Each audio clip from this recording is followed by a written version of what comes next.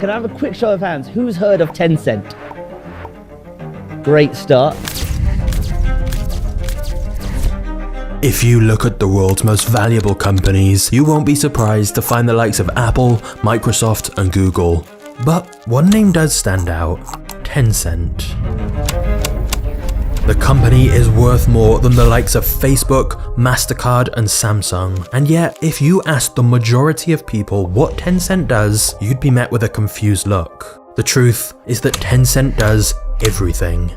Because whilst Tencent's mascot is a friendly looking penguin, a more accurate animal to embody this conglomerate would be a giant octopus, with tentacles reaching into almost every industry you can think of all over the world. In most places, Tencent operates from the shadows, hence why it's not a household name. But whether you realize it or not, you almost certainly use products or services Tencent is involved with. However, in Tencent's home country of China, it's a very different story. Everyone is aware that Tencent dominates their lives, and that's because in China, Tencent has achieved the seemingly impossible: one app to rule them all. The Chinese company I'd be most worried about is Tencent because of WeChat. In China, it is sort of impossible to live without WeChat. It dominates every aspect of life in China, from banking, gaming, shopping, social media. It's so essential to their daily life. One business executive compared it to me, saying that it was like water or electricity. You see, Tencent created an app called WeChat that's been dubbed the Everything app, or the operating system of China. And that's because almost all of China's 1.4 billion population use this app for an average of 4 hours every day. That's more than the average American user spends on all social media apps combined. And the reason people in China use WeChat so much is because it's basically every app you can think of rolled into one. It's essentially Facebook, PayPal, WhatsApp, Netflix, Google, Spotify, Uber, Yelp, Tinder, Zoom, YouTube, Deliveroo, Amazon, and lots more, all in one single app. Now, there's no doubt that this is extremely convenient. Everything connected in one app and one profile. You pay your bills through it, call your friends through it, and essentially live your entire life through it. However, one single company having access to literally all your data, every aspect of your life, from your exact location to your entire bank history to every message and call and search you've ever made, it's a lot. And then it gets worse when you realize that the line between where Tencent ends and the Chinese government begins is blurry. Meaning the Chinese Communist Party, known as the CCP, has access to all that information as well, making WeChat one of the most powerful surveillance tools ever created. Not just that, but private messages and images that are sent through Tencent's apps like WeChat are scanned to see if they need to be censored. If you say anything that the Chinese government doesn't want you to, the best case scenario is your message just doesn't get delivered. Worst case scenario is you end up in jail or simply disappear. For example, one citizen literally just made a light-hearted joke to some friends about a government official and soon found himself jailed for a text. And it almost seems like the CCP wants people to be aware of this in order to prevent them even trying to say anything they don't like in the first place. Because the Chinese government has even openly confirmed that it can access deleted WeChat conversations as well without permission from the user or courts. Now, of course, as we know from Snowden's leaks, countries surveilling their citizens with technology is certainly not just something that happens in China. However, China has definitely taken it to new levels. Amnesty International is an organization focused on human rights and carried out a report of how messaging apps handle their data, and they concluded the worst offender by far was Tencent, the only company to literally score 0 out of 100 for its treatment of data. This is because of massive problems about transparency and what they do with data, where it ends up, and not even denying that it gives the CCP a backdoor to access all encrypted messages. Now, of course, pretty much all Chinese companies have to have some ties to the CCP in order to be allowed to succeed. But Tencent is unique because it has been allowed to monopolize entire industries in China and use brutal tactics to wipe out competitors without any interference from regulators. But in exchange for that freedom, some would say as a result, they've been turned into a weapon for the Chinese government. It's estimated the CCP has thousands of members inside Tencent, including party officials on the Tencent executive board who can influence decisions. For example, during the initial COVID outbreak, the Chinese government used WeChat for population control, assigning color codes to determine whether people were healthy and what they were eligible for, like if they were allowed to leave their homes or not. Another example is ordering Tencent to change their games to conform to Communist Party values, as well as making Tencent add facial recognition to their games so kids can only play them for a max of 90 minutes per day. But before you think this doesn't affect you, think again. The vision of Tencent is to connect people and connect everything. You see, once Tencent built their monopoly in China, they began expanding abroad and essentially went on one of the biggest shopping sprees in history. They've invested heavily in companies like Reddit, Tesla, Discord, Spotify, Snapchat, and Universal Music. And those are just a couple of the many hundreds of companies outside of China that Tencent are now involved with. They are also the largest gaming company in the world, with revenue significantly higher than any competitor. This is particularly crazy when you consider that gaming is just one of countless different industries Tencent operates in, and yet their gaming division alone is bigger than the entire company of Nintendo or EA. And the reason Tencent is so dominant in gaming is because they own 100% of Riot Games, creator of League of Legends, 40% of Epic Games, creator of Fortnite, not to mention stakes in Ubisoft, Activision Blizzard, and so many more of the world's most popular games. The same is true in other industries. For example, Tencent's payment division is nearly as big as PayPal's entire business, and it's reported WeChat Pay generates over 1 billion payment transactions per day, more than Visa and MasterCard combined. They've also got Tencent Music, they're huge in esports, and are even now involved in making Hollywood movies like Men in Black. I think if you look at Tencent Music, the company makes about 400 million, 500 million in profit. In other words, it's hard to fully grasp just how large Tencent is. But it's only recently that the West has started to realize the influence Tencent, and thus China, actually have. One small example was how Blizzard, the World of Warcraft studio partially owned by Tencent, banned a gamer who endorsed the pro-democracy movement in Hong Kong. In other words, China seemed to be using Tencent as a weapon to influence decisions outside of China. This caused many people to ask, how is this one Chinese company seemingly now dictating what people in the US are allowed to say? The same was true with the NBA. You see, Tencent Video has a deal with the NBA to stream their matches, but in 2019, Daryl Morey, manager of the Houston Rockets, tweeted, "Fight for freedom, stand with Hong Kong." In response, Tencent said they would not be streaming any Rockets matches in future. So, soon after this, the manager was forced to delete his support for Hong Kong, backtrack on his stance, and apologized for his inappropriate tweets. Players then came out stating that they love China. Yeah, we apologize. We love China. We love, playing there. So, whilst in recent years some have started to wonder if China could use Tencent to influence things abroad, the answer seems to be that they already are. Multiple governments from the US to India have now called WeChat a security threat, and others have suggested it's a monitoring weapon in your pocket. And turning now to the major decision by the Trump administration banning the popular social media apps TikTok and WeChat from U.S. app stores. U.S. President Donald Trump issued an executive order last month targeting the app as a security threat. But what's perhaps most fascinating about Tencent's story is that you can look at it in two ways. On one hand, Tencent is one of the greatest business success stories ever. At one point, the company had only $1,000 in its bank account. And so the journey of how a group of friends turned their struggling startup into one of the world's largest companies is remarkable and filled with useful lessons and genius business strategies. What they have achieved is ridiculously impressive, and there is definitely an argument that Tencent has been unfairly caught in the middle of a political storm that they didn't want any part of. But on the other hand, Tencent is often surrounded by controversy. This includes their brutal monopolistic practices to crush any competition, their blatant plagiarism of just ripping off other companies and apps, their extreme censorship and violations of privacy and freedom of speech, accusations of poor working conditions, and the fact multiple countries now see it as a national security risk because of its close ties to the Chinese government. But I do want to be clear, to just dismiss Tencent as a puppet of the CCP is unfair. In fact, right now, the Chinese government is actively hurting Tencent's business, and is responsible for wiping hundreds of billions of dollars off Tencent's valuation, which of course just raises even more questions. Why would the CCP be damaging one of its most useful assets? As you can see, the Tencent story has a lot of different pieces to it. There is both good and bad, and several plot twists along the way. Honestly, I've covered lots of different business stories, but Tencent is one of the most fascinating. In this video, we're going on a journey through Tencent's insane history to find out the truth behind this gigantic business empire, a company that influences so much and yet is so rarely discussed. How did they get here? What are they planning next? And what does it mean for all of us? So buckle up, because I assure you, the story of Tencent is going to be a wild ride.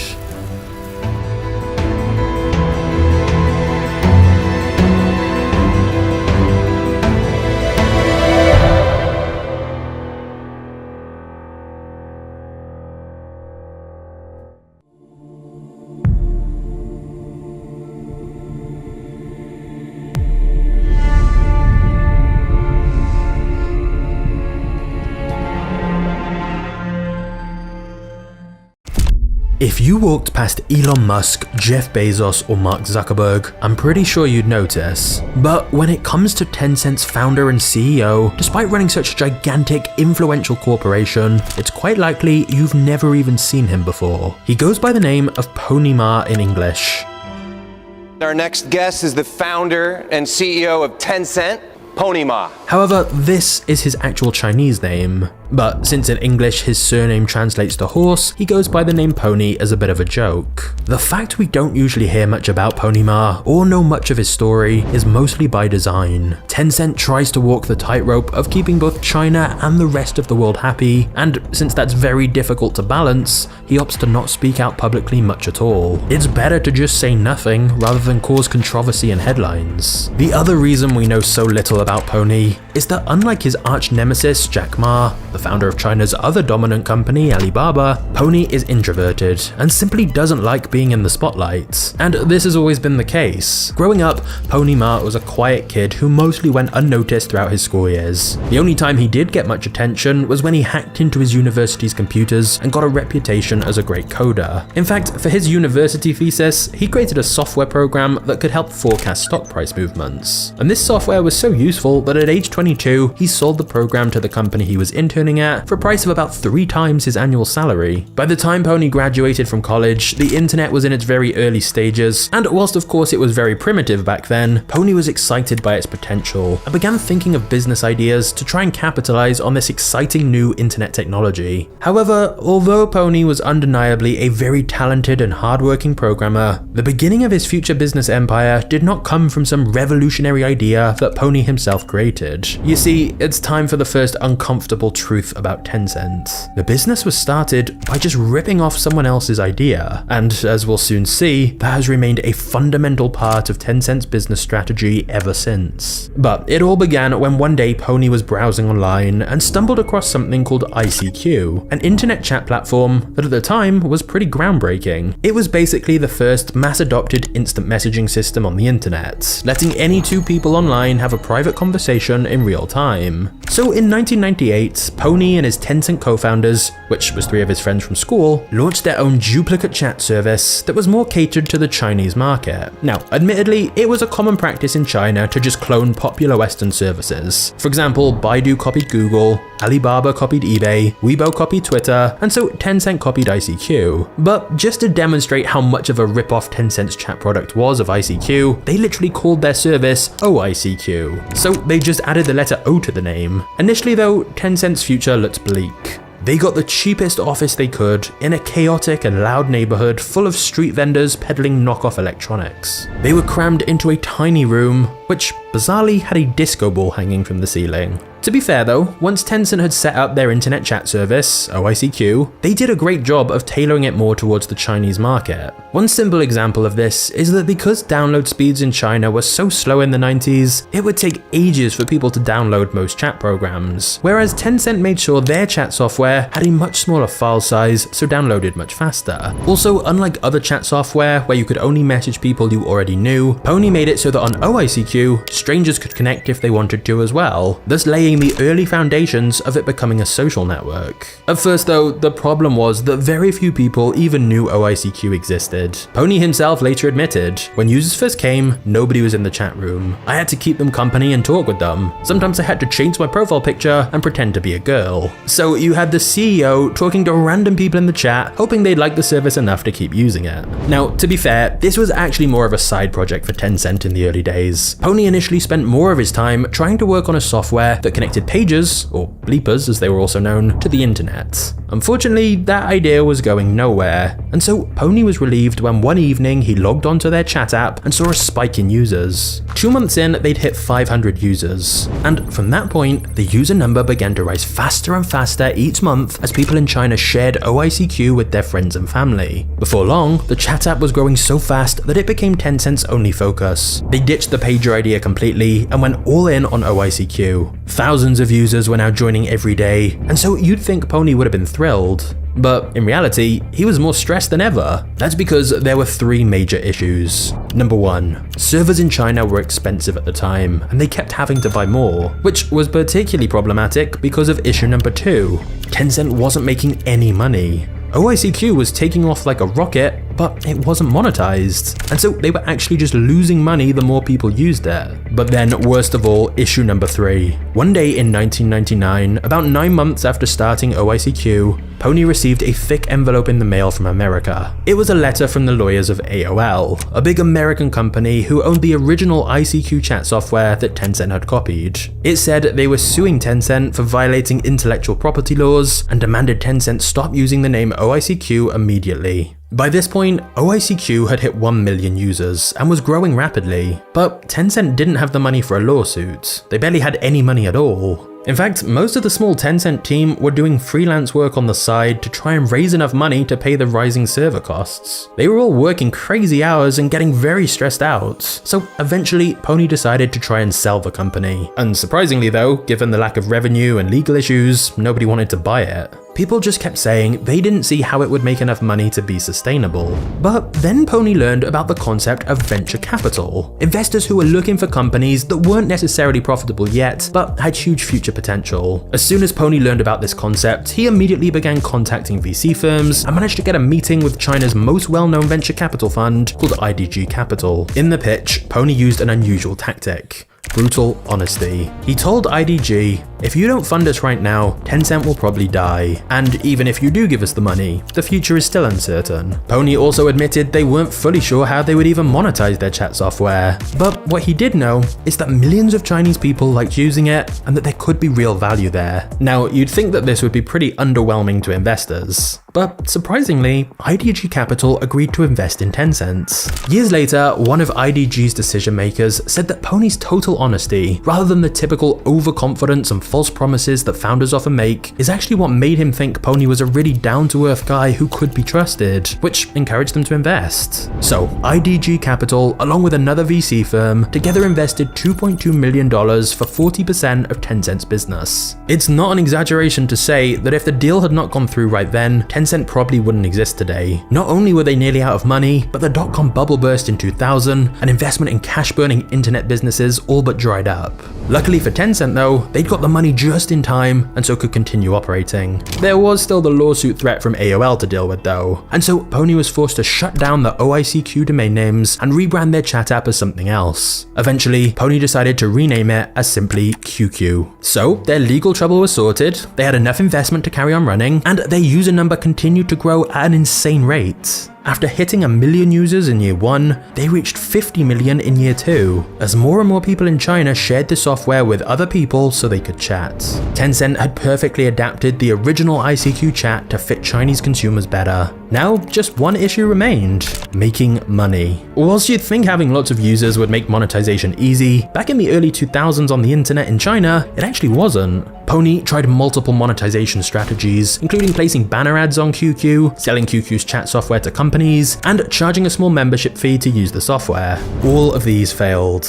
And in fact, the membership fee in particular backfired horribly. People in China hated the idea of paying a fee to use any internet service, and so this allowed some competitors to gain market share from Tencent. On QQ's 3rd birthday in 2003, Pony scrapped the subscription fee and made QQ completely free again. But of course, they had to make money somehow. Luckily, it was around this time that some Tencent employees had discovered a Korean website called sayclub.com, which allowed people to create personalized avatars with customizable appearances watches and clothing. It seemed really popular in Korea, so Tencent decided to once again copy a popular feature from elsewhere and launch their own avatar feature inside QQ called QQ Show, thus giving Chinese citizens a way to express themselves by having their own unique character to represent their profile. For a very small fee, you could buy designer clothes, accessories, and styles for your character. Whilst buying things for your avatar was cheap, equivalent to just a few cents, it cost Tencent nothing, and those microtransactions added up fast. This feature quickly became very popular, especially amongst younger users. Your avatar became a signal of your status, and the feature worked particularly well because many people had started using QQ as a dating app, adding strangers randomly and chatting with them. And so the avatar function was a way to express some personality, and in some cases establish themselves as being rich by purchasing the most expensive avatar items. Finally, Pony could relax a little. Tencent's chat software QQ was now making money by selling these virtual items, and they soon crossed 100 million users in China. Pony even met his future wife through QQ. For 3 months, he was chatting with a girl on there before they met in person. Funnily enough, when they first started chatting on QQ, she had no idea she was speaking to the founder of the service. She reportedly messaged him asking, "Who are you?" And he wrote back, "I'm Penguin Dad," a reference to the fact that Tencent's mascot was a penguin. But she just replied, "Then I'm Penguin Mum." Their relationship began from there, and 6 months after meeting in person, they were married. Unfortunately for Pony, that happiness would be short-lived, as little did he realize his company was about to go to war, and their opponent was a $100 billion corporation called Microsoft.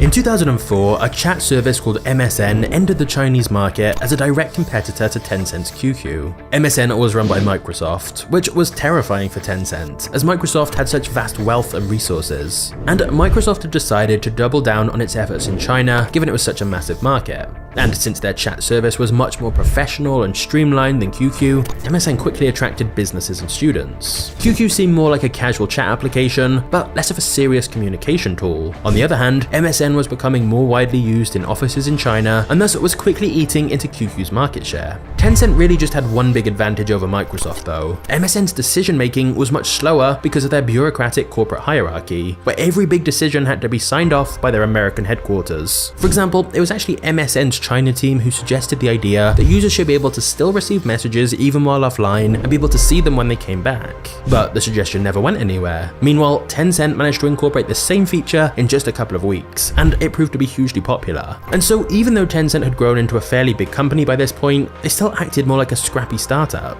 This often meant their apps were a bit buggy and had some issues, but they were able to launch new features really fast, get real-time feedback, and just fix issues along the way with very regular updates. Another issue for Microsoft's MSN chat was that initially they kept all their data back on US servers, which meant Tencent's QQ chat service that ran on local Chinese servers was much faster to use. But the biggest mistake for MSN was that they later incorporated their MSN chat into their platform MSN Live. And this just confused users, as now to use the chat they had to go to a website instead, and it was just unnecessary extra steps. Ultimately, despite having greater resources, MSN lost the fight to Tencent. In truth, China hadn't been a main priority of theirs. Microsoft had bigger battles going on elsewhere, like with Google in the US, whereas Tencent at the time had just one focus, which allowed them to go all in. But this victory over Microsoft was a critical turning point for Tencent, as after defeating a much bigger company, they went on to completely dominate the chat market in China, passing 500 million users in late 2005. And it was this dominance that would be the springboard for all of Pony's other plans. You see, Pony had a vision of being much more than just a popular chat platform, but instead a whole network of integrated internet services, as this would make it much harder for anyone else in the future to try and compete with them.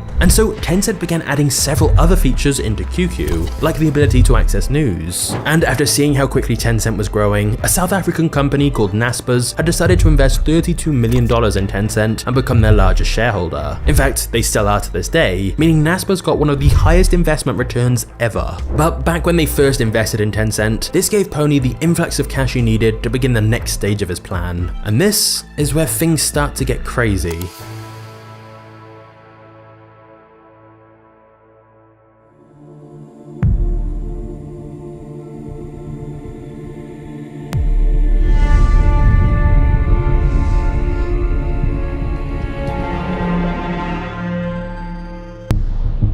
Tencent had realized that a lot of people used QQ whilst playing games, as people would chat with their friends whilst they were all playing. So Tencent decided the next logical place for them to expand was into both acquiring and building games of their own. Since they already had such an active user base, within just a year of integrating games into QQ, Tencent had added another $50 million in annual revenue. Now, Tencent's quick expansion into the gaming market was aided massively by the fact they were a Chinese company. As you may know, the internet in China is restricted by the Great Firewall, which stops people within China accessing many websites the Chinese government don't want them to, including the likes of Facebook and YouTube. And that's largely because it wants to censor what its citizens can see, but it's also because it wants to promote local Chinese companies instead. And as a result, in many industries, China has a policy where foreign companies have to partner with a local Chinese company to be able to sell their products or services in China. And so this meant Tencent could simply team up with makers of successful games in other countries and then adapt and distribute their game to the Chinese market. These licensing deals allowed Tencent to make a lot of money quickly without even having to produce any games themselves. They could just partner with makers of popular games in other countries, bring their game to the Chinese market, and promote them to their massive QQ user base. Since international companies were reliant on finding a Chinese partner if they wanted to enter the Chinese market, Tencent knew they had a lot of leverage and an unfair advantage in negotiations. If game makers wanted to bring their game to China's gigantic population, they needed a Chinese partner, and who better than Tencent given their huge user base? One example of Tencent's power is illustrated by an anecdote from the American video game developer Zynga when they were trying to agree a deal with Tencent. An ex-Zynga employee said, "Negotiations go on for months and months, and then by the time you get to the red line stage in the contract, all of a sudden at the last minute, they change everything. It's a business tactic they use to wear down their partner."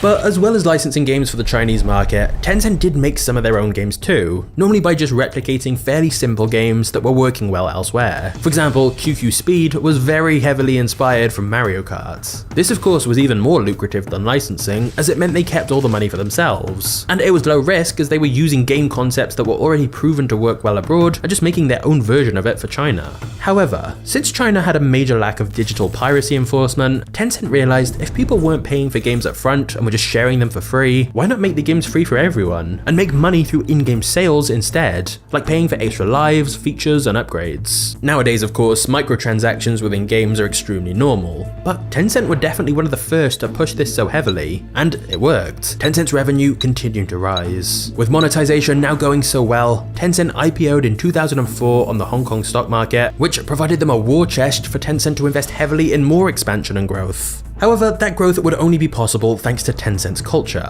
Now, most Chinese tech companies are notorious for their long work hours. The schedule is often referred to as the 996 schedule, meaning you work 9 AM to 9 PM 6 days a week. And that includes hours and hours of unpaid overtime. That's illegal, but the government turns a blind eye because long hours like that built China's tech giants. His day at one of China's tech giants started at 8 a.m. and should have ended at 8 p.m. But he says nobody wanted to be the first to leave or you'd be labeled unprofessional. 像每天下班这么晚，你说要开心哦，要快乐肯定是没有。然后如果是下半年的话，大概基本上是11点半到12点下班。然后基本上没有午休，现在已经有点麻木，就是下班就赶紧休息吧，然后可能。And certainly at Tencent, the culture was very demanding, with internal meetings often going on past midnight. But Tencent also had a strict hiring process, as Pony believed that 5 A players were better than a team of 50 who weren't fully committed, as even one person lowering the standards and not working hard can reduce team morale and drag down everyone else to their level. Not just that, but one of the key culture decisions Pony made after their battle with Microsoft was to ensure that almost everyone in the business had freedom to pitch new ideas and work on new projects. So rather than having a specific research and development division, everyone was expected to innovate. As a result, the whole of Tencent's workforce were actively monitoring the market for new apps and ideas they could essentially rip off and incorporate into QQ. Even Pony himself said in an interview at the time, "I don't blindly innovate. The smartest approach is to learn from the best examples and then try to surpass them." Pony pointed out that this is exactly what American tech giants like Microsoft and Google did as well. But in China, it really was the Wild West where anyone could just blatantly copy anyone else with no protection. And to be fair, this wasn't one way. Whilst Tencent copied others copied Tencent as well. But because Tencent's QQ software gave them access to hundreds of millions of Chinese users, it meant they could then divert that attention to the new features they launched, giving them a huge advantage. Before long, Tencent had a notorious reputation as a killer copycat. At one point, its reputation fell so low, It was embroiled in a full-blown media controversy, and peers openly accused and scolded it for violating copyrights. And Tencent's reputation took an even bigger hit after a battle with a security company called Qihoo that offered a popular antivirus software called 360 Safeguard. Tencent had decided they wanted to get into the security market as well, so they'd created their own very similar version of Qihoo's security software called QQ Doctor. And because they could simply integrate it into the already very popular QQ software, they almost immediately gained a 40% market share in China. So Qihoo decided to fight back by launching a big media campaign accusing Tencent of spying on its users, saying Tencent accessed user data and files on people's devices it didn't have permission to. Tencent sued Qihoo as a result, but in the court of public opinion this backfired, as it looked like a bigger company just trying to silence a smaller company with legal threats, rather than actually trying to demonstrate their innocence. And then Tencent made an extremely bold move. They informed users that Qihoo's software was not compatible with QQ, meaning users had to choose either keep Qihoo's security software or keep their beloved chat app that connects them to all their friends and family. You couldn't use both. If QQ detected Qihoo 360 Safeguard on your system, QQ stopped working. But Tencent's gamble paid off. Tencent knew that ultimately, most users were too connected to QQ to abandon it. So Qihoo were mostly the ones who lost users instead. People just switched to QQ's antivirus software, which was very similar anyway. It was yet another victory for Tencent, and proof of how easily they could launch a new internet service and almost immediately become the market leader. In the media, headlines such as Tencent Empire out of control started to appear, as this was clearly monopolistic to essentially ban your users from using a competitor's product. But interestingly, the Chinese government showed no interest in intervening. They seemed quite happy to sit back and let Tencent grow. Only later would it become clear why. But with no regulations or laws to stop them, between 2005 and 2010, Tencent's revenue went from $200 million to $2.9 billion. However, as Tencent continued their expansion in China, opening up more internet services and then leveraging QQ's massive user base to make them popular, eventually they realized a new strategy might be needed. For a while, Tencent had simply been trying to work on everything, competing in loads of different sectors and making clones of all different internet services and just seeing what worked. Basically, they tried to compete everywhere, rather than playing to their own strengths. And really, Tencent's biggest strength was in leveraging its QQ chat platform with hundreds of millions of users to direct traffic to other places, like they'd done with news and gaming. So as their copycat reputation got worse, one Tencent executive said, "There's a lot of great entrepreneurs outside, and if you turn every single one of them into your enemy, it's not a good thing. As a company, you can't actually hire those entrepreneurs, so what are you going to do? Investment is actually the best way to get a piece of their action." Thus, Tencent began shifting its strategy towards investing in Chinese companies instead of always trying to directly compete against them and crush them. For example, Tencent paid $448 million for 36.5% of China's third largest search engine, and merged their own search product into that, rather than competing. Tencent was now willing to back a champion rather than do everything itself. Essentially, Tencent's new strategy was almost to become a startup incubator. It would invest in businesses and take some of their equity, and then build an ecosystem of connected companies that it could help grow using its existing user base and infrastructure. Another example was when Tencent combined with China's second largest online retailer, JD.com. Tencent had no real expertise in e-commerce themselves, and so they figured it made sense to just back one of the most prominent companies in the industry in exchange for equity, and then leverage their own internet traffic, experience, and capital to help the company they backed succeed. As a result, Tencent became a kingmaker. As support from Tencent could help ensure a company was successful, and from Tencent's perspective, it meant they massively reduced operational complexity as they weren't doing literally everything themselves anymore. Before long, Tencent was one of China's biggest investment companies, and QQ was now much more than a chat software. It was a portal to many other internet services that Tencent had either created or invested in, and thus, QQ seemed unstoppable. But interestingly, the one app that would eventually surpass QQ was also created by Tencent.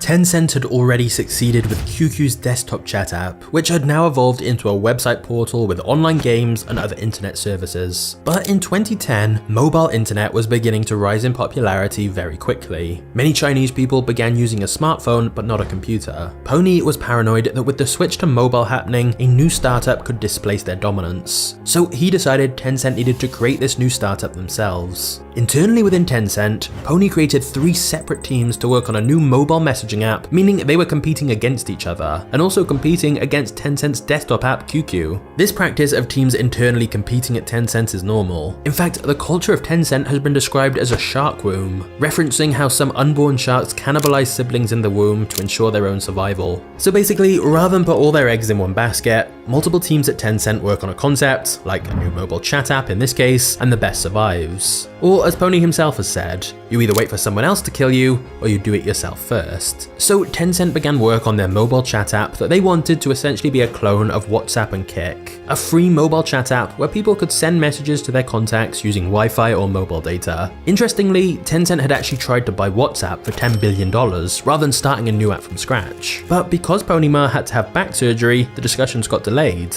In that time, Mark Zuckerberg swooped in and bought WhatsApp for $19 billion.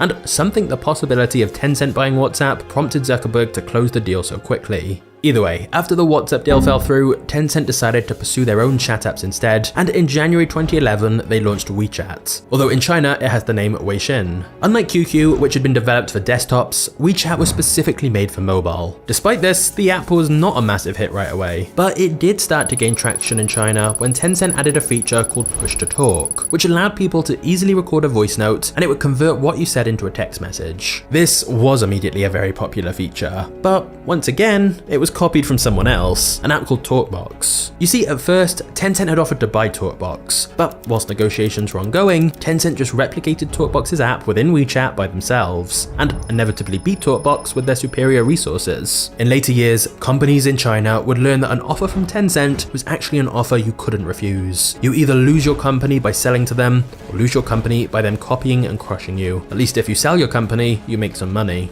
When Pony was asked about this at a conference in China, he said, "In America, when you bring an idea to market, you usually have several months before competition pops up, allowing you to capture significant market share. In China, you can have hundreds of competitors within the first hours of going live. Ideas are not important in China, execution is." So WeChat was now gaining momentum in China, and just like QQ, Tencent did not want to keep it as just a chat application. In fact, because WeChat was a mobile app that people would always have with them wherever they were, Pony quickly realized that the amount of services they could connect to WeChat was seemingly limitless. For example, within WeChat's app, Tencent introduced a feature called Moments, basically their version of Facebook or Instagram, a real-time social media feed of posts, images, and articles. Following the success of this, they added a blogging service called Public Accounts, so people could write articles which could then be shared on Moments. There was also official accounts, allowing publishers to distribute content and businesses to distribute products and services. This would be like the equivalent of following their newsletter, for example. But nobody in China really uses emails very much, so they're more likely to use WeChat to follow brands that they're interested in. By 2012, WeChat had 100 million users. Remember, it only launched in 2011, thus making it the fastest social media growth in history, taking only 433 days to hit 100 million users. For context, it took Facebook around 5 years. A year later, in 2013, WeChat was at 300 million users. But the key to WeChat's eventual dominance in China was that Tencent just kept bundling more features in this same app. For example, they added quirky features like Drift Bottle, which was a service within WeChat to help people find new friends or dates. You essentially put either a voice or text message in a virtual bottle, throw it into a virtual sea, and then another random user picks it up and decides whether to reply to your message or throw it back for someone else to get. This actually became a really popular feature, with many Chinese people making genuine friendships and relationships through it. And for some people, it became a hookup app. Tencent also created Friends Nearby for a similar purpose, which was like an early version of Tinder and helped WeChat grow even faster. But one of the most crucial developments for WeChat came about kind of by accident. You see, in China, it's a tradition that during the Lunar New Year, people charitably give away red envelopes and packets containing money. So WeChat decided to create a red packet function within their app so people could digitally send red packets to people, which transferred real money to their accounts. During that holiday, over 75 million red packets were sent via WeChat. This led Tencent to a clear realization: mobile payments were the future. This feature that was meant to be a fun little temporary thing over the holidays ended up leading Tencent to create WeChat Pay, their mobile payments platform to digitally transfer money. Before long, WeChat's wallet feature was not just used to send payments to other people, but as a way to pay for things in shops, and in fact, basically anything where money needed to be sent or paid. Rather than carrying around a credit or debit card, it was easier to just use WeChat since their bank details were already connected. They won't ask for cash, because nobody's really paying for anything with cash nowadays in China. In fact, even if you give them cash, they might not actually be able to accept it. Once again, this may seem like an obvious feature today, but back in 2013 when it launched in China, this mobile payment function was an incredible feature, and hence helped WeChat become even more popular. And as more people in China started predominantly using smartphones, eventually WeChat surpassed QQ. Even though they were both started as chat services run by Tencent, WeChat was definitely better for mobile, and mobile was becoming much more widely used in China. By 2015, WeChat crossed 500 million users. Of course, whilst the app name hasn't changed, chatting is now just a tiny fraction of what WeChat does. Which leads us to the most crucial feature of all for WeChat, the feature that turned it into the super app it is today that dominates the lives of almost everyone in China. In January 2017, WeChat launched a feature called mini programs that allows users to access tens of thousands of other apps within WeChat's own app, completely bypassing the need for an app store. So for example, instead of you having to download a separate app for every single restaurant, hotel, or shop you go to, they'd all just have a mini program within WeChat. This not only allowed WeChat to connect itself to people's offline lives as well as online, but it helped cement WeChat as the everything app.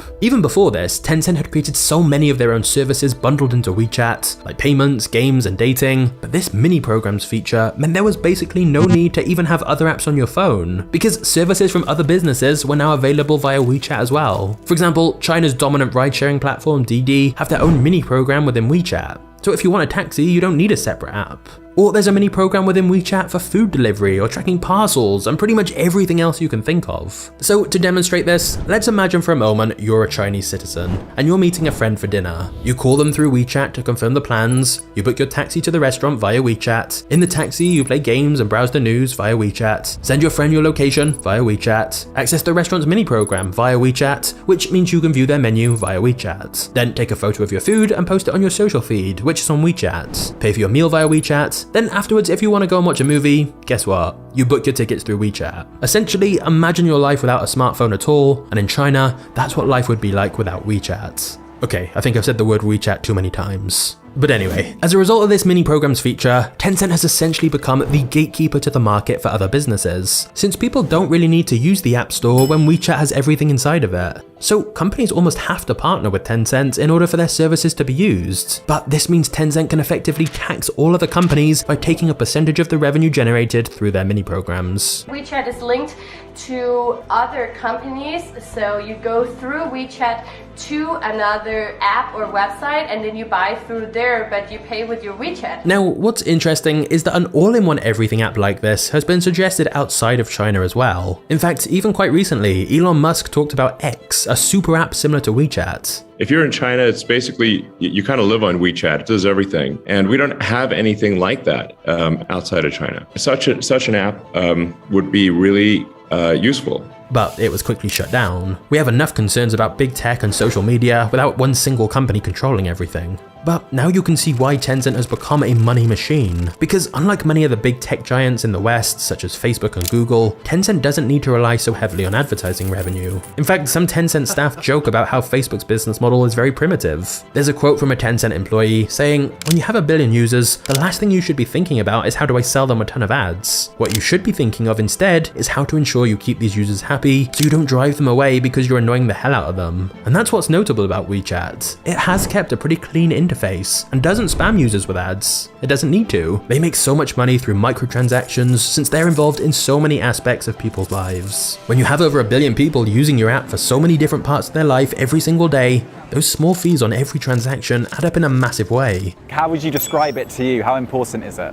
Half of my life. Basically, everybody there uses it. At least everybody I know that is age 70 or younger in China uses WeChat. Basically, the app can help you with all aspects of life, literally, in China. However, given that WeChat dominates people's lives in China, you may wonder why it's not so popular outside of China. Whilst we don't have confirmation of exactly how many people use it outside of China, estimates suggest possibly up to around 100 million, which is decent, but it's a tiny fraction compared to the well over 1 billion people inside of China who use WeChat. And most of the people who use WeChat outside of China are Chinese expats living abroad or people needing to connect with others who are in China. So, if WeChat is so useful in China, why didn't the rest of the world adopt it? Why doesn't Tencent expand more in other countries? Well, this is where things get dark. The simple answer is that the same reason Tencent's apps are so big in China is precisely the reason they're not so big anywhere else. It's time to look at Tencent's complicated relationship with the Chinese government.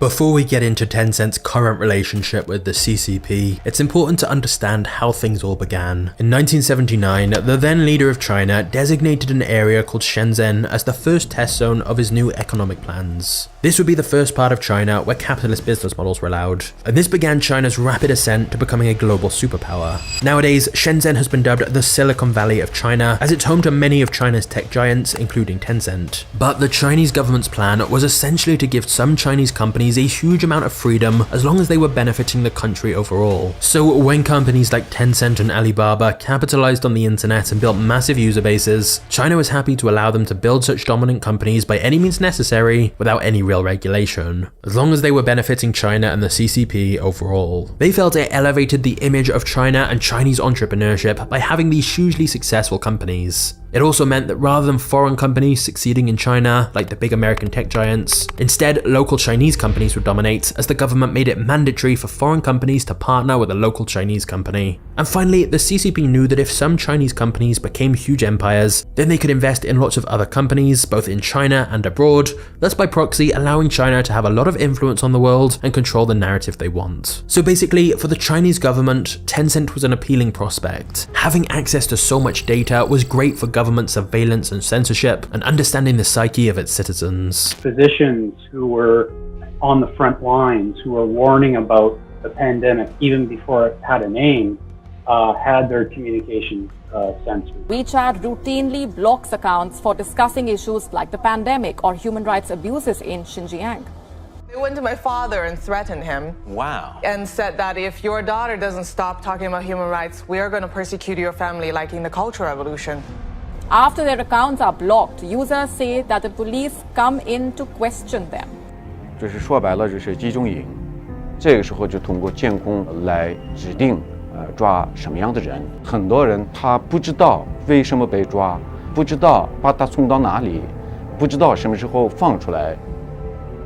The problem is the app is so crucial for existence in China that users cannot even give it up.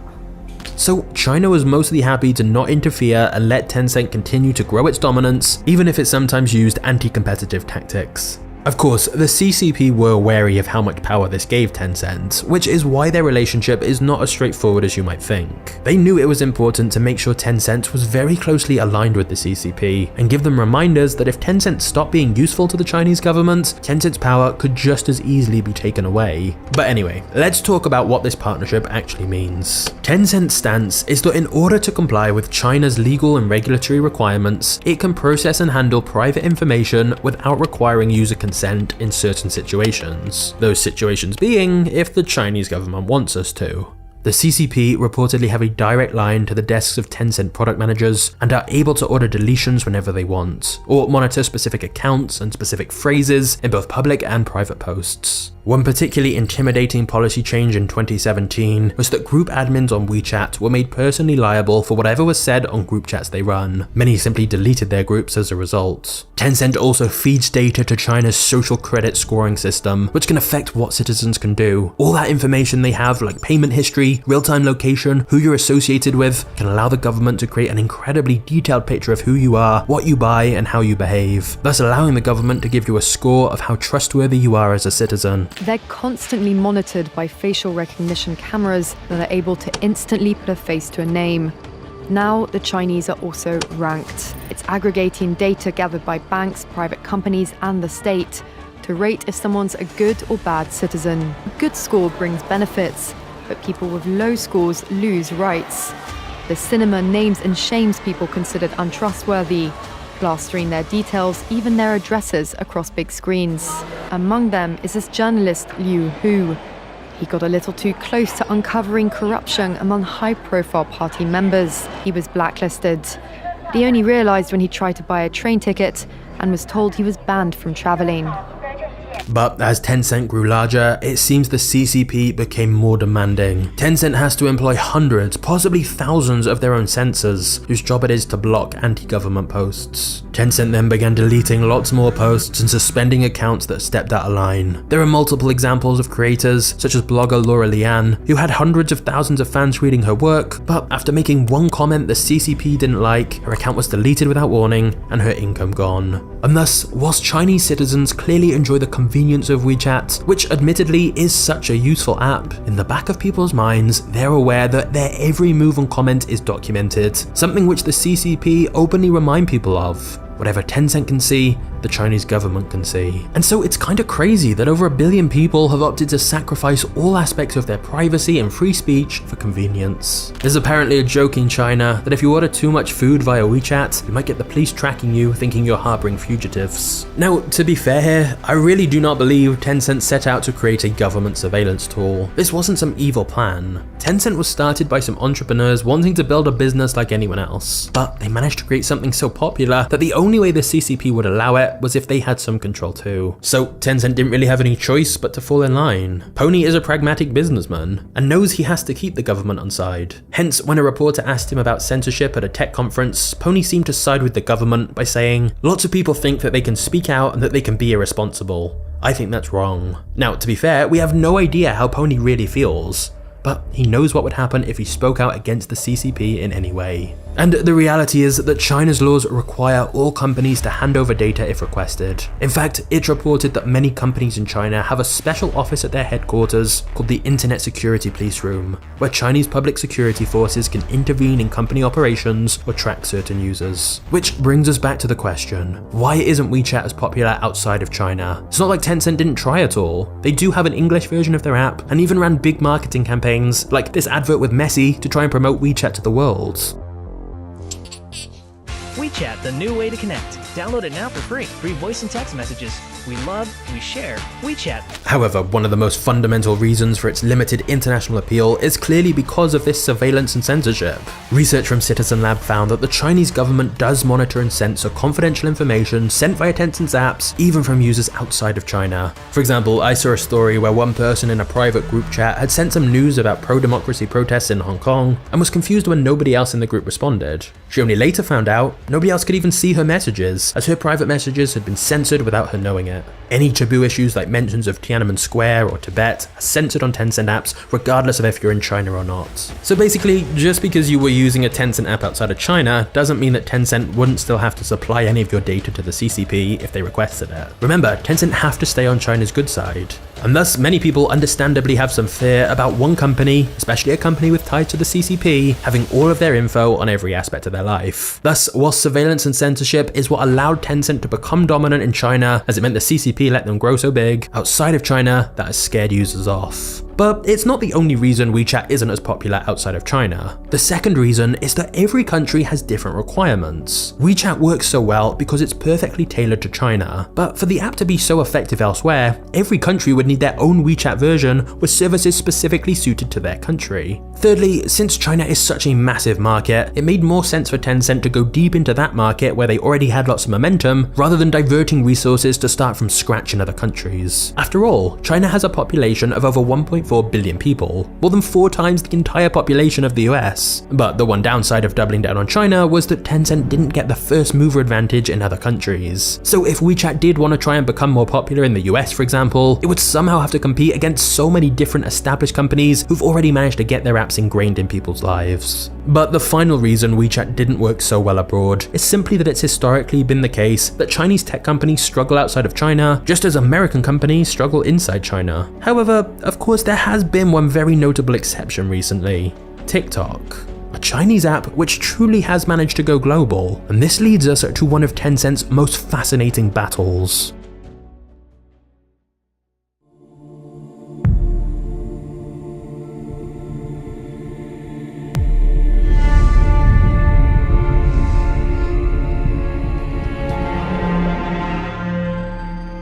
In China, once your business reaches a certain size, you normally have to sell to or partner with one of the big 3, Baidu, Alibaba, or Tencent. But TikTok and its parent company ByteDance were the one notable exception. Now, if you've seen my video on the history of TikTok, you'll know that the Western social media giants like Facebook and Google completely dismissed the threat of TikTok until it was too late. They let TikTok become one of their biggest advertisers, thus letting them steal hundreds of millions of users from their platforms as TikTok ran endless ads on YouTube and Facebook. Only years later would the American tech giants realize short-form content was here to stay and launched their own short video apps to compete. But by that point, TikTok had already become a massive hit through advertising on their platforms. Tencent, on the other hand, immediately realized TikTok's threat and carried out their usual playbook move. Tencent assembled a large team to recreate a very similar app to TikTok within WeChat and then run massive promotions to advertise it. Tencent also banned TikTok from advertising on their platforms and straight up just started blocking links or mentions of TikTok on its platforms like WeChat. It's interesting because when Elon Musk briefly blocked external links to competitors within Twitter, everyone went, "This is dumb." But in China, that's just part of the game, and an example of the anti-competitive tactics that have enabled China's biggest companies to build such huge businesses. Unfortunately for Tencent though, for once, this tactic didn't work. TikTok's biggest strength was its machine learning algorithm that very accurately showed users the content that would keep them on the platform longer. And thus, once people were hooked on TikTok's algorithm that already knew their preferences and was perfectly tailored to them, there was little incentive to switch to Tencent's copycat version and start over with an algorithm that didn't yet know their preferences so well. So TikTok's first mover advantage always gave them the edge. Things actually got heated between Tencent's founder Pony Ma and ByteDance's founder Zhang Yiming, because Zhang posted a screenshot of TikTok being the #1 most downloaded app in the world, and underneath criticized Tencent for making an almost clone version of TikTok and for banning TikTok within WeChat. Pony felt this public criticism was unfair, given this was a common practice in China, and he bluntly responded, "Your words can be regarded as slander." The heated public spat captivated China, as both CEOs were normally so mild-mannered and reserved, but it was clear no love was lost in this bitter rivalry. However, seeing TikTok succeed globally on such a huge scale, something which Tencent's own apps like WeChat have never managed to do, was definitely tough for Pony to take. But wait, hold on a second. Remember back at the beginning of this video, I said Tencent had a lot of influence all over the world? Well, if their two most popular products, QQ and WeChat, aren't that popular with people outside of China, why is Tencent considered such a dominant global company, with influence all over the world? To answer that, it's time for us to look at Tencent's genius bigger picture strategy for world domination.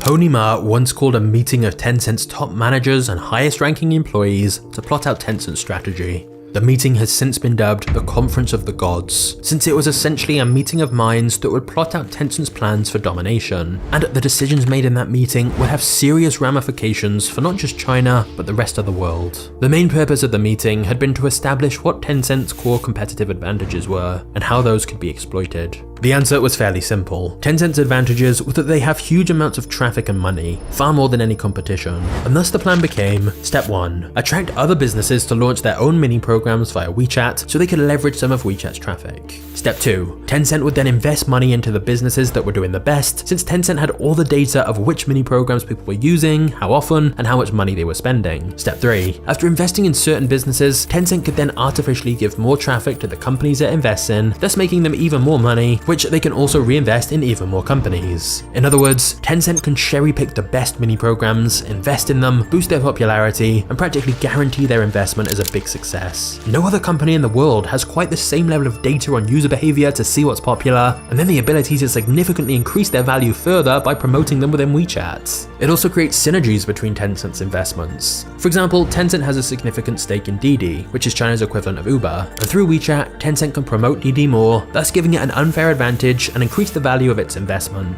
But not just that, because Didi uses WeChat Pay, Tencent also takes transaction fees on every payment. It did the same thing after investing in the Chinese e-commerce company JD. Once Tencent owned part of the business, they massively increased JD's visibility within their apps to drive more sales. Of course, all of this was insanely lucrative for Tencent. But then came the next part of the plan, using some of the money it generates from its cash cows in China to invest in companies abroad, thus letting Tencent diversify away from China. This is is particularly important for Tencent, because if their entire empire is only based in China, they are totally at the mercy of the Chinese government. So Tencent has acquired or invested in many hundreds of companies outside of China in all different industries, thus building a huge international portfolio. For example, Tencent became one of the largest shareholders of Tesla. Tencent also bought parts of Reddit and Discord. This did prompt some backlash and concerns, as some argue that if Tencent has access to a company's data, so does the CCP, and that through Tencent they can subtly influence decisions in these international companies and thus ultimately influence Western culture. Since the Chinese government can use the apps for surveillance in China,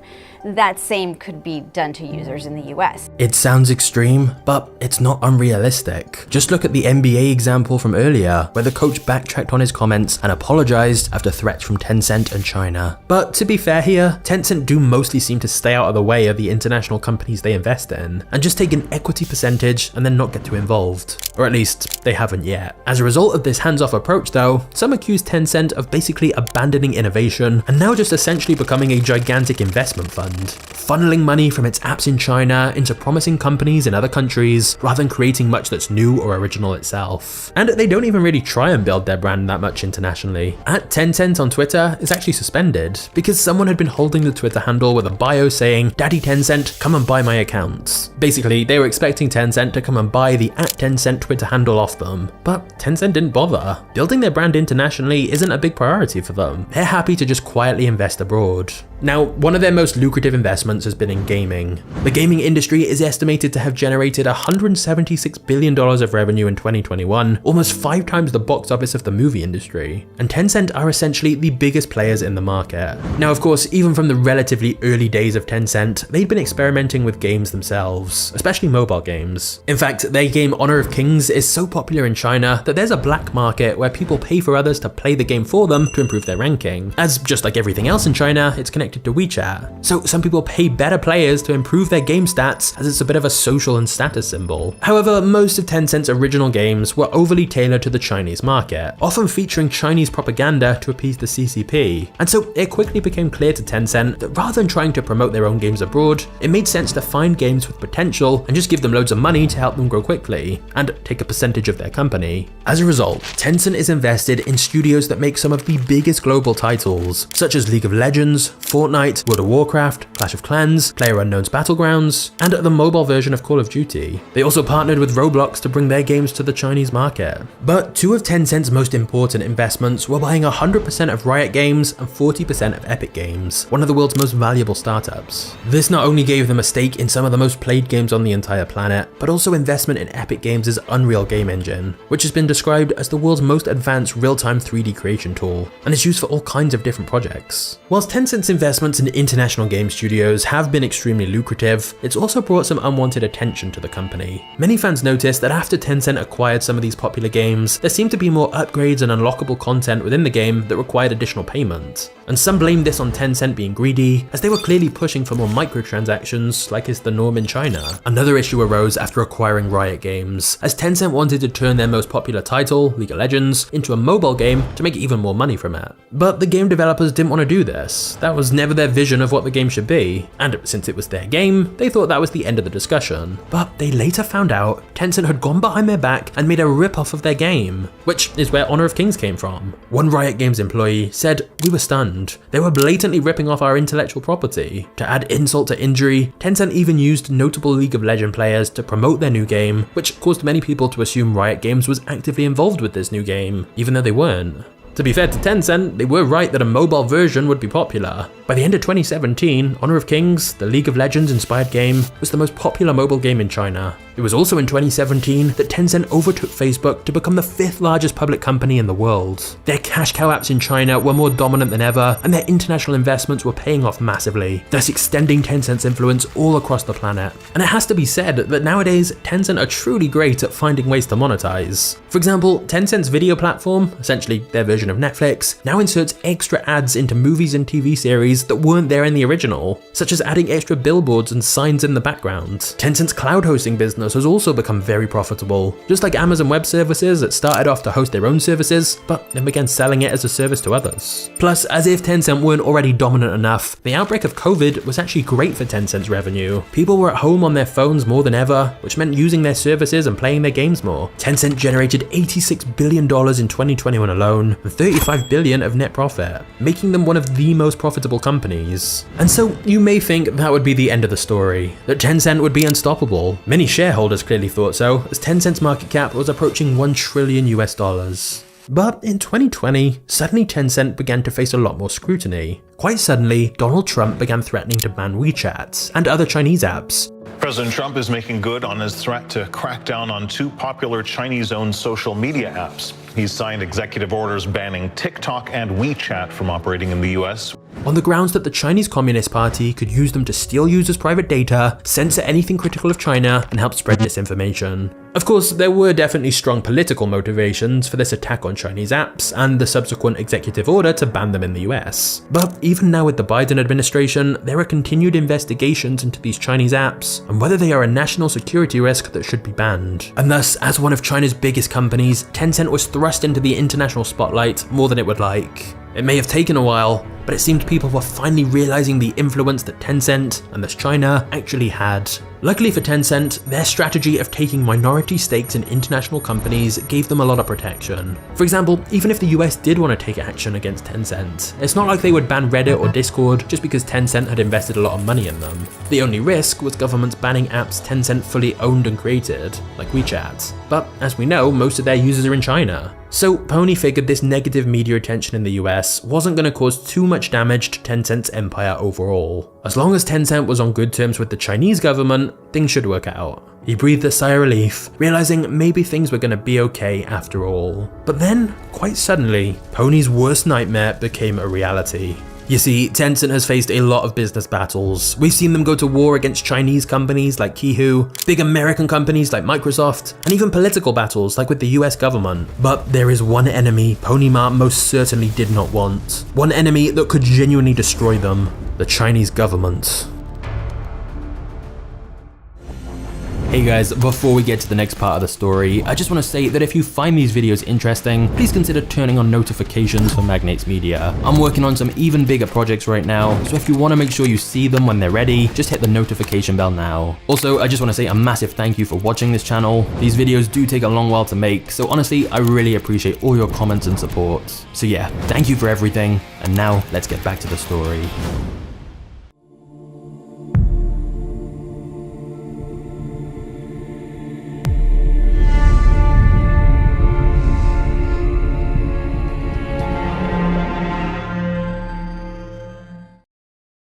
In 2018, rumors of a change in government policy began to spread, and then one day, Chinese regulators suddenly stopped approving all new games from being released. The CCP said it felt kids were becoming addicted to video games, and they were also growing concerned about how violent some games were. One government publication described online games as spiritual opium.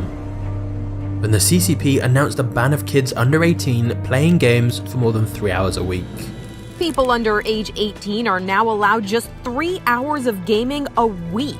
Tencent's stock price immediately started to fall. Later that year, Tencent's profit fell for the first time in over a decade, largely because it couldn't release or monetize new games due to this new government policy. To appease the Chinese government, Tencent had to make big changes. For example, Tencent introduced facial recognition in their games and began using police databases to verify the identities of its users and their ages. That way, it could ensure people weren't playing games unsuitable for their age, and also that they weren't spending too much time playing. Tencent also had to change the nature of some of its games to ensure they aligned with the CCP's values. For example, one of their most popular games, PUBG, previously involved 100 people killing each other until one person is left. But Tencent had to change it completely. They rebranded it as Game for Peace, and the story instead became about patriotic warriors. The violence was removed, and blood was replaced with green liquid. When someone gets shot, instead of dying, the character simply waves back and disappears. The game was filled with banners of nationalist slogans and patriotic propaganda. Basically, the game was completely censored, and as some users pointed out, turned into a pro-government propaganda machine. Whilst most people didn't like it, they had no choice. Tencent had realized that despite their huge power and wealth, they were still completely at the mercy of the Chinese government. And then, things got much worse. In October 2020, Jack Ma's company, the Ant Group, a gigantic fintech company in China, was preparing for its IPO. It was all approved and ready to go, and then Jack Ma gave a big speech where he seemed to publicly speak out against the Chinese government. More specifically, he openly criticized China's traditional finance industry and its regulators. Shortly afterwards, the Ant Group IPO was abruptly cancelled, supposedly by order of the Chinese president himself. Then, Jack's other company, Alibaba, became the subject of an antitrust investigation, with allegations of using anti-competitive monopolistic practices. And then Jack Ma, a guy who was always happy to take the limelight and do speeches and interviews and high-profile events, just suddenly disappeared. All of his planned public appearances were cancelled, and it seemed like he'd been exiled. In fact, some questioned if he was even still alive. Now, it's worth pointing out, Tencent and Alibaba have been rivals for years, directly competing in so many different industries in China as the country's two most dominant conglomerates. So when Jack Ma spoke out and faced immediate punishment, Pony Ma must have thought he'd won. But little did he know, Jack's actions would be the domino that began Tencent's downfall as well. It turns out the Chinese government was not just going after Jack Ma and his companies, but all of China's big tech giants. In 2021, several other large Chinese tech companies, including Tencent, received huge fines for essentially being monopolies. The fines added up to billions of dollars. The CCP had allowed big tech almost free rein for years, and now it was reining those tech giants back in. Now, to say that Jack's public criticism of the government was the reason for what happened next is probably not true. That incident was likely just the straw that broke the camel's back. In truth, China for a while had been growing concerned about just how powerful some of these companies were becoming. China's leader often promotes the idea of common prosperity, and the tech sector had definitely created a large wealth gap in the country. Trying to limit that inequality would definitely be popular with many Chinese citizens. The Chinese government also expressed national security concerns of their own, given all the data these companies like Tencent have. Because sure, China likes having that data for themselves, but letting any single corporation dominate too much could be a risk for China. So as well as the fines and some executives being forced to step down, new regulations were introduced to limit the power of some of these tech companies. Of course, the stock prices of Chinese businesses began to plummet. It's estimated $1.5 trillion of value was wiped off Chinese tech companies' valuations due to the crackdown. Tencent in particular has lost over $500 billion off its market cap, more than half its value, since the crackdown began. And to be honest, many were surprised Tencent were even dragged into this, because unlike Jack Ma, who publicly spoke out, Tencent were known for being extremely cooperative with regulators and the government. They were always compliant with policies and never publicly critical of the CCP, and yet Tencent was definitely targeted. As well as facing anti-monopoly investigations and big fines, their new games stopped being approved, and new deals they wanted to make were blocked. And part of the reason may have been that the CCP didn't think Tencent was actually doing enough to help the state. You see, China had got into a difficult position. As a result of sky-high rent costs, its controversial zero-COVID policy, and many extended lockdowns, many citizens were unhappy, and soon huge protests and riots broke out. And it's clear some of this would have been organized and word spread through Tencent's apps like WeChat. Because although Tencent do employ a lot of censors to try and monitor things, controlling the discourse of over 1 billion people isn't always easy. There are ways around it. Like in China, some people simply hold up a blank piece of paper as a protest symbol, since that way it's hard for Tencent software to detect any wrongdoing. In other words, Tencent was inadvertently giving a voice to people to speak out through its apps, and so perhaps the government began to see Tencent's dominance as less of a good thing.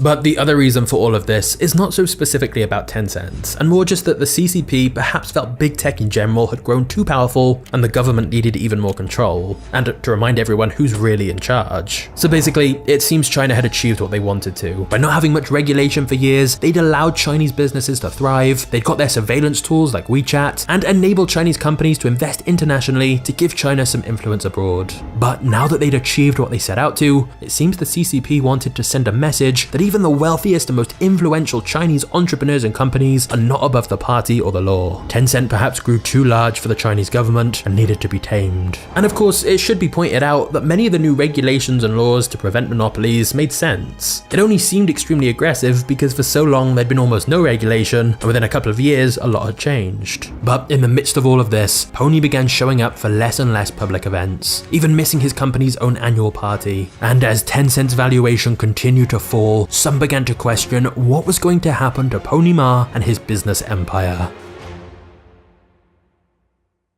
Before we get to the next chapter, did you know that when shopping online, shipping costs are the #1 cause of abandoned carts? So if you sell absolutely anything online yourself, you're gonna want to know about today's sponsor, ShipStation. These days, cheap and fast shipping has become the standard customers expect, and this means it can be hard for smaller e-commerce businesses to compete on shipping prices and delivery times. But that's where ShipStation comes in to save the day. They have the best discounts in the industry, so you'll never have to worry about overpaying for shipping again. For example, you can get up to 84% of USPS and UPS rates. And not only does ShipStation help you lower shipping costs, it easily integrates everywhere you sell online, including Amazon, Etsy, eBay, Shopify, and more, thus giving you one easy dashboard to manage all your orders in one place, saving you time and letting you give your customers a better experience. So keep growing your business all year long with ShipStation. Go to shipstation.com/magnates today and sign up now for your free 60-day trial. That's shipstation.com/magnates to get started now for free.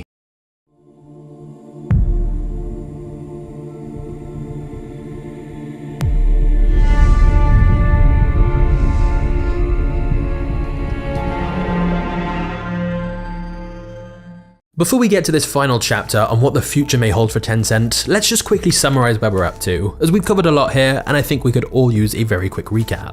So, Tencent started out by copying a chat software and by tailoring it to the Chinese market. They then turned it into more of a social media platform, just as the era of desktop computing was exploding. Tencent then used their resources to jump on the wave of mobile internet growth and became an essential part of Chinese people's lives by creating WeChat for mobile. They then utilized the insane traffic they were getting from QQ and WeChat to diversify into other more lucrative opportunities like gaming and video. Tencent's approach to rivals was to clone their product or service and then drive vast amounts of traffic to it thanks to QQ and WeChat. If that didn't work, they'd buy out the company instead or buy a large stake in it. And Tencent continually kept reinvesting profits to either clone or buy other services and often swallow them into WeChat. Eventually, Tencent had a whole ecosystem of influential companies, but the reason they were able to often use anti-competitive tactics and expand so rapidly was because of ties to the Chinese government, who used their apps for surveillance and censorship. This limited the appeal of Tencent's apps outside of China, and so they began investing in international companies instead, including many of the biggest game developers and companies such as Reddit and Discord. Tencent became one of the largest companies on the planet, but once China began its crackdown on big tech companies in order to rein them in after they'd become so powerful, Tencent's valuation began to fall. Phew. Okay, so that's where we're at, but what next? Well, the cracks have definitely been showing for Tencent. There have already been layoffs over the last few years, and Pony recently blasted employees for being lazy, saying you're chilling on the weekends, playing ball, and began demanding a lot more from his team in an uncharacteristically aggressive speech. But to be honest, Tencent should be fine. They are still an absolutely massive company worth hundreds of billions of dollars with huge influence still. The crackdowns may have stunted their plans a little, but Tencent is still a very powerful company, WeChat still dominates the lives of people in China, and Tencent will continue investing in companies abroad. Tencent even had some good news within China in September 2022, when for the first time in over 15 months, it got its first new game license approved, a new mobile game called Health Defense. The game was about public health and had very clearly been produced to please the Chinese government. And that is perhaps the one thing that will change. Tencent will have to be even more closely aligned with the CCP to ensure there's no further issues. For example, Tencent was actually one of the major investors in the movie Top Gun Maverick, but they decided to pull out of the project over concerns that the film's themes could anger the Chinese government. Tencent has also partnered with the CCP's propaganda department to help promote their worldview and socialist values. Like, they released a game, Clap for Xi Jinping, a game where you literally just clap for the president to show your appreciation. So basically, it seems clear that Tencent is trying harder than ever to stay in the Chinese government's good books. And I mean, they don't really have a choice. As for what's next for Tencent though, that's a question Pony is almost certainly thinking about often. He was early to catch the rise of desktop computing, and then early to double down on the rise of mobile internet as well. So can Tencent catch the next wave, whatever that may be? For example, some believe the metaverse could be a big part of our future, and Tencent are arguably even better positioned than Meta for building the metaverse given their dominance in gaming and virtual worlds already. But then again, the CCP probably wouldn't want a metaverse that they couldn't have a lot of oversight in, so that probably limits Tencent's chances of building a global metaverse. And thus, the eternal struggle for Tencent to keep China and the rest of the world happy will continue. But what can't be denied is that Tencent is ultimately an incredible business success story. Whilst this video has of course looked at some of the controversy surrounding Tencent, they've also done a lot of good too and made some incredibly useful apps, so there is definitely plenty of lessons to learn here. There's a quote I like a lot, that you have to learn the rules of the game and then you have to play better than anyone else. And And I think Tencent is a great example of that. They literally went from being a tiny company on the edge of bankruptcy to one of the world's most valuable companies. And so I hope you've enjoyed this journey through Tencent's history. But now, since we've just looked at one of China's most influential companies, I think it's only fair we do the same with one of America's most influential companies, which you can do right now by clicking the thumbnail on screen. This is one of my favorites, and I think you'll like it too. Anyway, all that's left for me to say now is thank you for watching this video to the end. You are a legend, and I'll see you in the next video right here. Cheers.